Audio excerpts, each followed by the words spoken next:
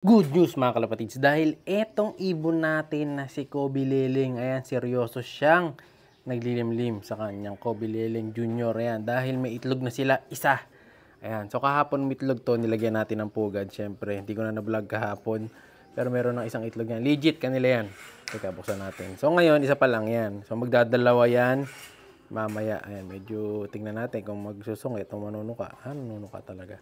So yun yung itlog niya lang mga kalapatids, isa. Sorbohin muna natin. Isa pa lang naman eh. Pwede pang kunin na. Ganda yung itlog mga kalapatids. Ay, nagkabiyak. Ang bihira. Ay, nabiyak yung itlog ni Kobe. Oh, may biyak oh. Malamang nalaglag to. No? Nung unang laglag siguro yan. Hindi ko napansin agad. May biyak. Pambihira. So, comment kayo kung pwede pang ano to, solusyonan.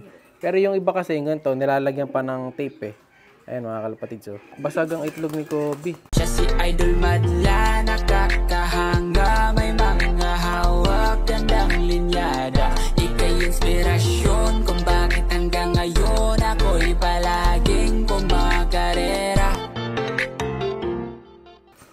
Ayan, tara muna natin. Huwag na natin istorbohin. No? Ayan, naistorbo na tuloy ng todo. Pero itlog pa na mamaya to. Sana yung second clutch. Safe. Ito yung kapares niya na Vandenbroek Taiwan. Ayan. So, sana maging okay yung itlog nila. Nagagalit tuloy si Kobe. Ayan, nagagatlaan yung itlog niya. Kung sakali, isa lang yung mapapapisa natin. Pero di bali, at least meron. And then, meron pa akong isang papares dito. Eto nga, yung isang ibon natin. Yung ibon natin na after 1 year, mula nung nadagit, nakauwi. Eto yung isa. Ayan. Suot pa niya yung clip ring na nilagay nung nakadagit sa kanya. Ayan, kunin natin siya. Ito, papares ko na ito dito sa SBR natin na white eh. Ito yung ibon natin mga kalapatids na ipapares dun sa puti. Yan, condition na to eh. Kaya pwede na natin ipares yan. Yan. Diba? So, pulbos na yung mukha. Mano na siya madulas. Kasi nung unang, unang uwi nito, magalas siya eh. Ngayon, madulas-dulas na. Ayan. So, pwede na tong pares. So, lalagay natin ngayon to dito. Katabi ni Whitey. Tanggalin natin yung ano niya. Yung divider. Okay, no? Mga bara-bara ko, no? Tanggalin natin to ngayon. Try natin kung papares na sila. Baliktad ang lagay, ah. Walang holder. Yan, try natin. Bagyang ano lang muna. Bukas. Okay. Pares na, boy. Yan. Nagtabi na. Yan natin kung papares. Ito naman, tinayuan yung itlog nila. Ayan, no? Tinayuan yung itlog, eh. Tanggalin na nga natin to para malinis. Tinayuan eh, nainip eh. Merong isang tunay na itlog to. Kaso nga, inalis ko na. Ito iniwan ko na lang yung fake egg. Linisin na lang natin to para maging fresh ulit. Ayan sila oh. Ansara natin. Yan. So ito, tingnan natin. Pares na yata oh. Hindi na nag-aaway. Si Puti cross, SBR cross dun sa Vandenbroek David Van Bonderen. Ayan. Ang check natin dito ay Speedbird na off color. No? Try natin makapagpalabas. Dali, umipit. Kumbaga, white light checkered na lalabas dyan. Eh. Pag ganyang kulay ang magka-partner. Umipit tong isa. Impit to. Ayan. Isa natin. So, dalawang pairing ang successful. Dito naman, sa labas, pares na din.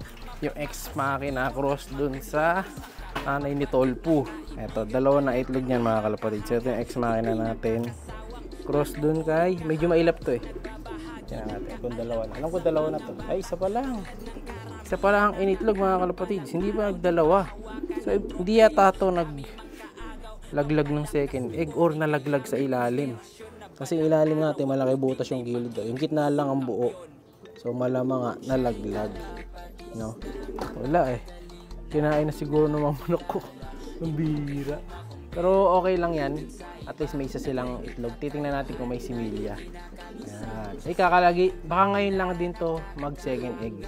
So, tanggalin ko na to. Yan. Baliktad din natin. Dahil papalitan natin yung ano na ito. Sulat na maya. Pag nagdalawa to, saka ako susulatan. Pag di nagdalawa yan ngayon, sabihin, nalaglag nga. Ito ang Batman natin, cross dito sa White Stitch. Tatlo itlog eh. Ayan o. Tatlo itlog niyan mga kalapatids. Pero yung dalawa dyan, hindi nila tunay na itlog. No? So, pinasiter lang natin sa kanila yung dalawa. Kasi yung isa nilang itlog, nabasag nung unang labas eh. Hindi ko kagad nalagyan ng pugad. Yan. Pero okay lang yan. At least, tatlo naman yung itlog. Sabay-sabay din naman yan nilabas, kaya okay lang. O, ito, yung isa. Hindi na naman naglabas ng kalawang yung dalawa na to, mga kalapatid. So, ang nilabas, grisel. Ayan, o. Hindi sila naglalabas ng tiger grisel or kalawang. Grisel lang ang nilabas. So, ito yan. So, isang tiger grisel, saka isang, ano tawag dito? Recessive breed ng kulay. So, imported to, yung isa na to. Ayan, Campus yan, yung isang tiger grisel. Tapos ito, pure Muliman. Ayan, Muliman tuloy. Ayan, pure Muliman yan. So, dalawang imported birds yan. Kaso, ayaw maglabas ng kakaibang kulay. Ang nilabas mukhang blue bar, saka yung isang grisel. So, tingnan natin, baka sakali magpalit pa ng kulay yan. Ayan. Ito yung hinihintay ko Ito, baka ito yung susunod na pares natin doon sa kalawang. Yung debriant ko dito na pure line. Ano, medyo lugon pa Yung condition pa natin to. So, pag na-condition to, papares na natin. Ito namang brown grisel natin. No? Itlog ng itlog, mga kalapatids. Pumares kasi siya dito sa ibon nating si Giant. Si Kiki, yan. Pumares kasi siya dito. Ayan to, yung itlog ng itlog. Ayan. So, itlog yata ni Kiki to. Kaya kita niyo malaki No? Itlog ng itlog to So, papares ko na lang to doon sa tatay niyang Giant para dumami lalo yung mga may puyo nating ibon. Medyo pasaway itong ibon na to Ayun, ang dungis na tuloy niya. Kasi lagi sa baba, siga. Yung isa doon, mukhang babae din. Hindi pumapares kay Kiki. Pumapares siya dito sa mga nasa gilid natin ng mga barako dito. So, tatanggalin ko muna niya sa susunod na araw. Ito, yung off color. Kasi saan pumapares yung off color So, dapat ang makapares ng off color na yan is ito, yung kapatid niyang off color din. Ayan, ito. Yun, yung tiger grisel. Ayan Gan magandang pumares yun Sila yung pagpaparacing ko para mapagpalabas tayo ng maraming mga ganitong kulay. Yung mga may itim na tiger grisel or sa itim ng mga babae para mas lalong umitim ang kulay niya. Ganda pa naman ang kulay niya Pure black yung mukha So alin na mas maganda? Yan.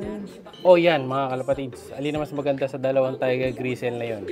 Ayan, ito maraming puti or yung kulang sa puti. Ayan. Ako, nagagandahan ako dito kaya lang maganda rin yung isa yung madark ang kulay, di ba? Parang mas makinis talaga to. Di ba? Makinis yung tingnan, yung isa medyo madumi yung tingnan Pero ako, pareho naman sila maganda. Pero parang mas maganda sa mata ngayon to Kasi medyo lugon pa yung isa. Pero same naman silang maganda. So ready to pair na din to.